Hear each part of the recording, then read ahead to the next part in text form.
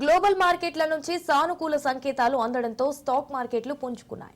Dollar బలం తగ్గడం, మంచి షేర్లు ఆకర్షణీయమైన ధరల్లో లభిస్తుండటంతో ఇన్వెస్టర్లు కొనుగోలు చేపట్టారు. సెన్సెక్స్ 850, నిఫ్టీ 270 పాయింట్ల లాభంలో కొనసాగుతున్నాయి.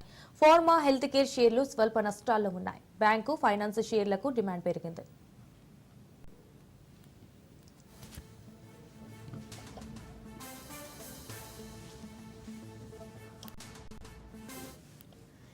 గ్లోబల్ మార్కెట్ల నుంచి సానుకూల సంకేతాలు అందడంతో స్టాక్ మార్కెట్లు పుంజుకున్నాయి. ఇటు డాలర్ బలం తగ్గడం, మంచి షేర్లు ఆకర్షణీయమైన ధరల్లో లభిస్తుండటంతో ఇన్వెస్టర్లు కొనుగోలు చేపట్టారు.